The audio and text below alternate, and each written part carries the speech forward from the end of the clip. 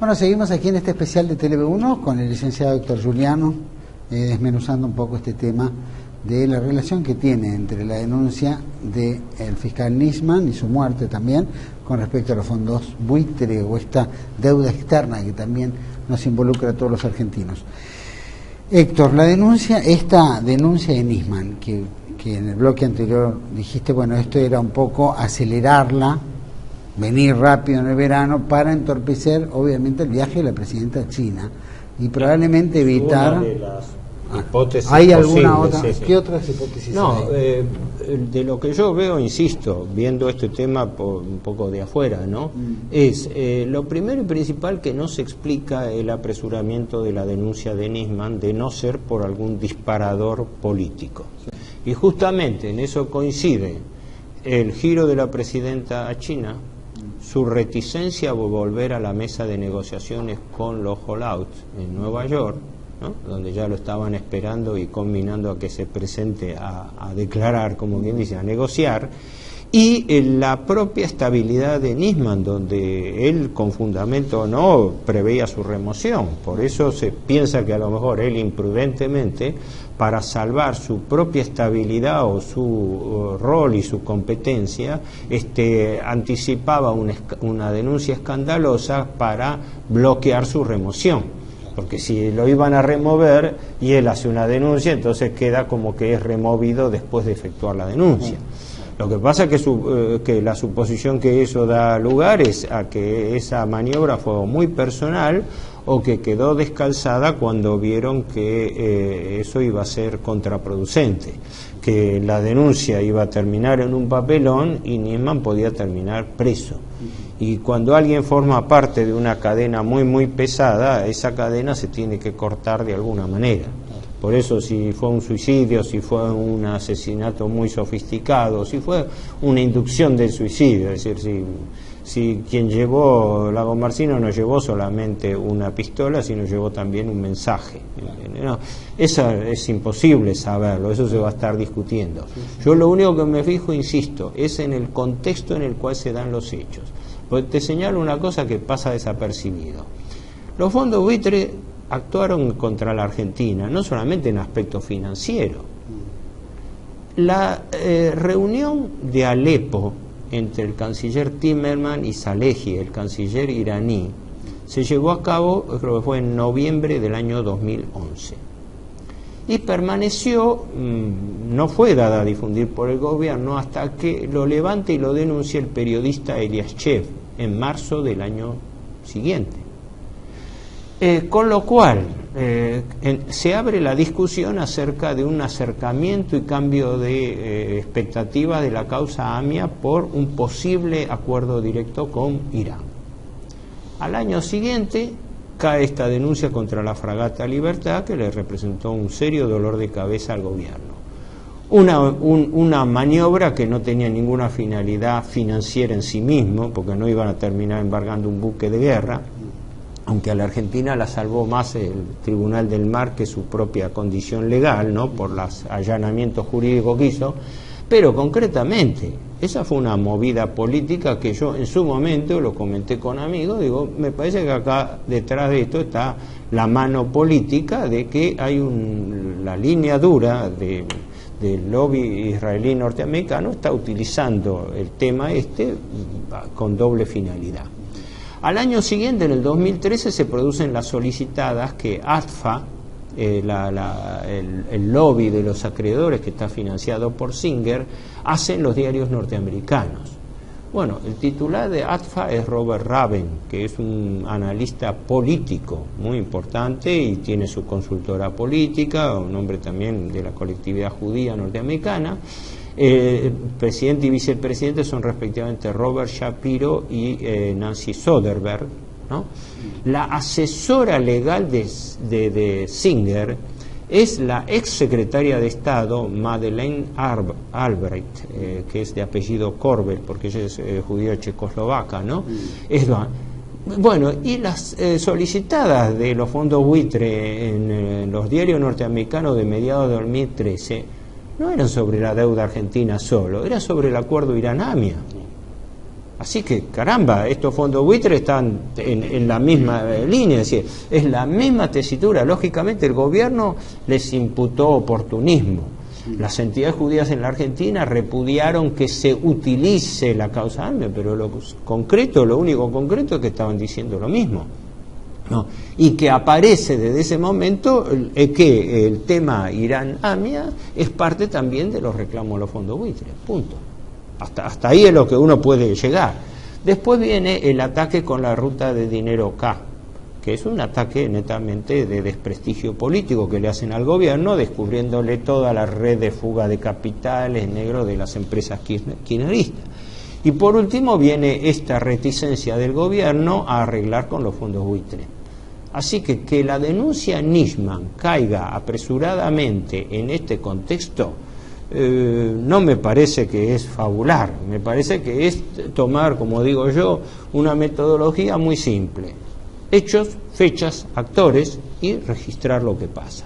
Ahora, con respecto al caso Nisman propiamente dicho, la muerte, la circunstancia de la muerte, eso no puedo opinar, eso no soy un investigador yo para hacerlo. Este esquema que estamos viviendo y esta, digamos, serie de datos que acabas de pasar, que son tan importantes, que ligan hechos, datos, etcétera, pregunto, ¿el interés es solamente cobrar o tiene otro interés que va más allá de que los argentinos, que te van apretando un poco en las finanzas, te van apretando esto, que tenés que pagar el desprestigio al gobierno? ¿Cuál es Yo lo sintetizo así.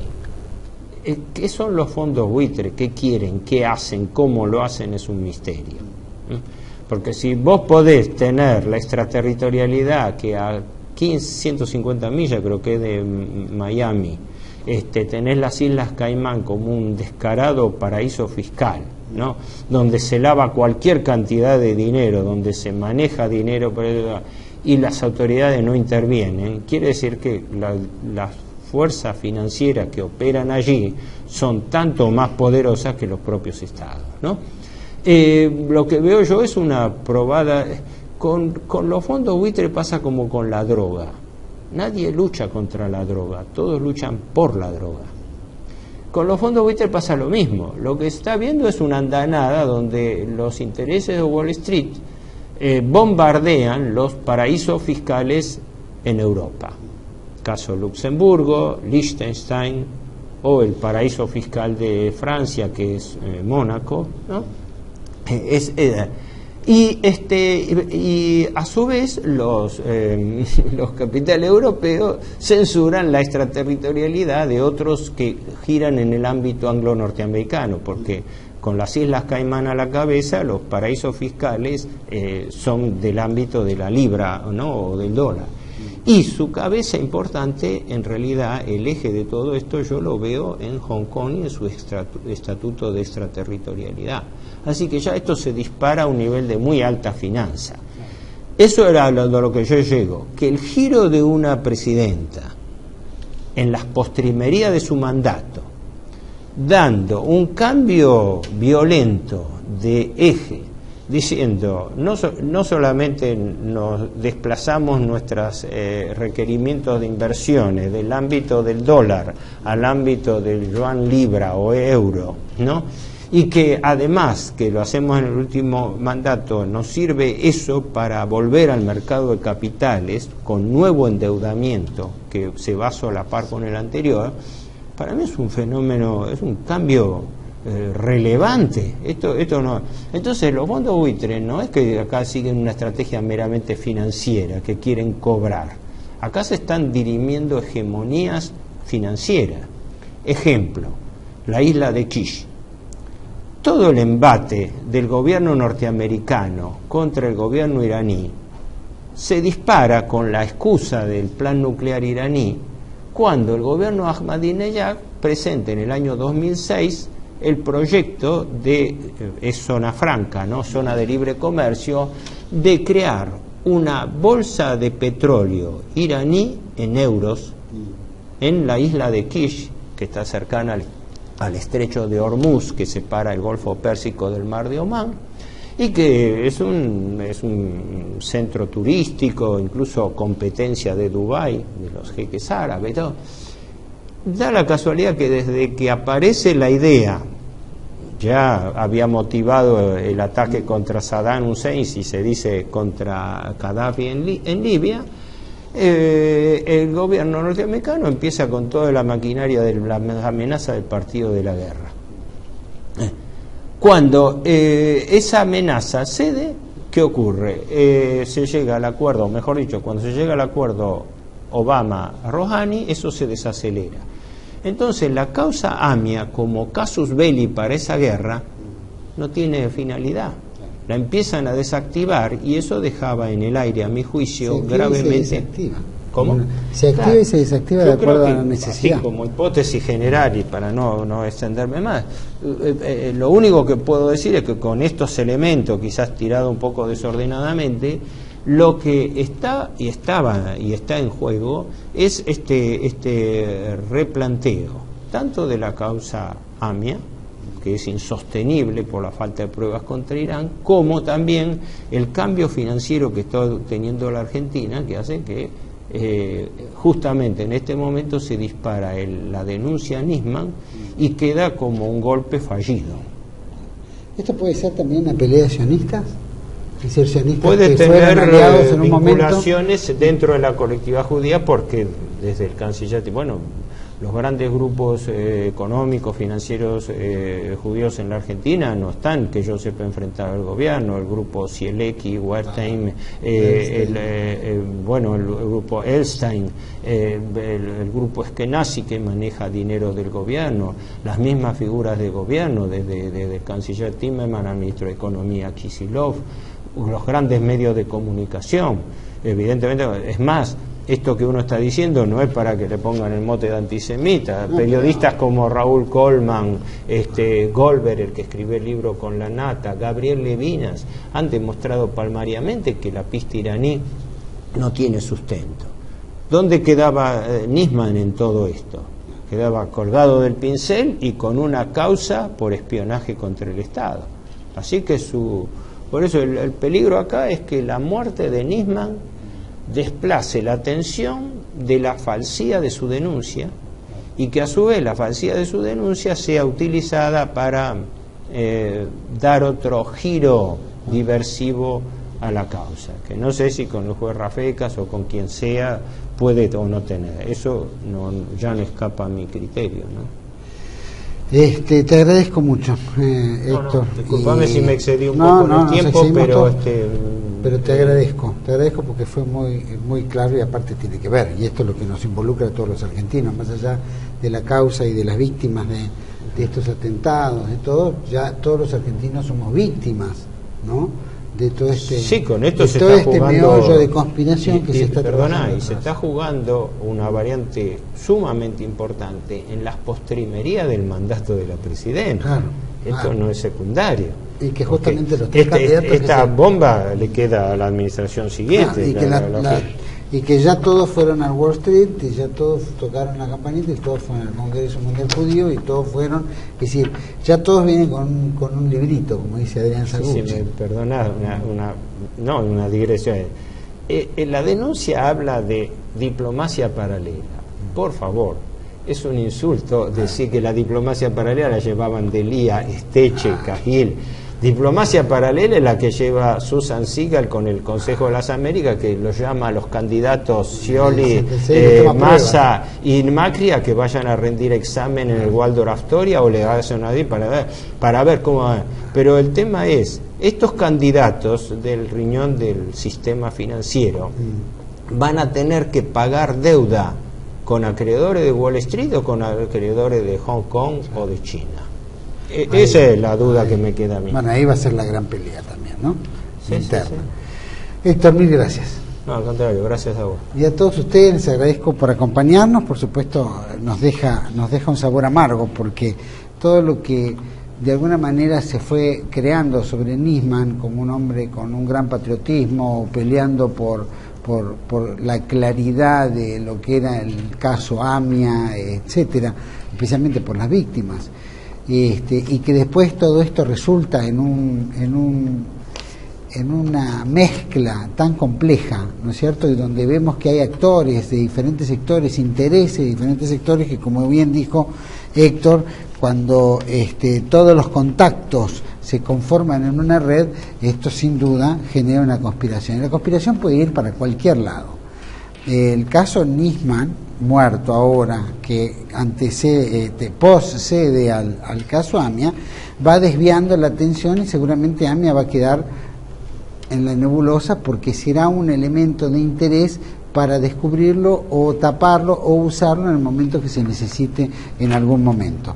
Eso por un lado. Después, cuando habla de conspiración y es sin duda una red en la cual involucra a la Argentina desde los fondos buitre, que ya vemos que son todos del sionismo, ¿no? Hasta acá esto es una pelea interna del sionismo, porque vemos que todos se manejan entre miembros de la colectividad y en su mayoría integrados en el ámbito sionista. No se puede negar de Timerman, como no se puede negar de estos actores del Estado norteamericano, sean de las finanzas o del gobierno, entongados con otros actores a nivel Europa y a nivel Argentina. Entonces, vemos que en la causa la Procuradora de la Nación, Gil Carbó, cita a la colectividad judía a través de la DAIA y de la AMIA para elegir los nuevos fiscales, que sin duda va a ser alguien de la colectividad. Entonces, ¿cómo puede un caso aclararse si todos los actores que se sienten damnificados son los que van a juzgar? Entonces, si se juzga de esa manera en este caso, nunca va a haber una imparcialidad, sino que va a haber una parcialidad. Pero de la misma manera, en el nivel económico en el cual la Argentina trata el tema de la deuda externa, también los actores conforman parte de una colectividad sionista. Y son sionistas de acá negociando con sionistas de allá. Entonces, nada puede salir bien, ni claro, ni transparente para la sociedad argentina o para el pueblo argentino. Que el día de mañana nos vamos a desayunar que esto es un drama mucho mayor. Y que algún día nos vamos a despertar y no va a ser nada nuestro. Porque todo va a ser deuda y esto en algún momento lo van a venir a reclamar y los mismos sionistas locales van a entregarle a los sionistas de enfrente las propiedades que ellos consideran que esto les pertenece ya y ya no nos pertenece a nosotros. Entonces, esto que hablan de conspiraciones no es un tema conspirativo por una enfermedad que podamos tener nosotros, sino porque hay una preocupación real de que todo esto debajo de la mesa que nos vamos enterando y que va a ir saliendo a la luz poco a poco, nos vamos a dar cuenta que acá era una red tremenda y que nosotros somos el pato de la boda como pueblo y que este país se desintegra. Entonces, lo que ayudan en este tipo de programas Tele1, Adrián Salvucci, Quique Romero, que haya venido el doctor Lavaqué, Héctor Juliano ahora, es abrir los ojos de que esto va un poquito más allá. Y que esto no termina en un caso puntual, si quería golpear a la presidenta o no quería. Acá hay intereses mucho más elevados, más fuertes que se están jugando y que nosotros no lo sabemos porque todo se maneja en un circuito cerrado, en un circuito underground, debajo de la mesa, con artículos secretos y cosas por el estilo que algún día nos vamos a desayunar que nada de esto ya es nuestro. Por eso es importante despertar y por eso es importante seguir la programación de Tele1.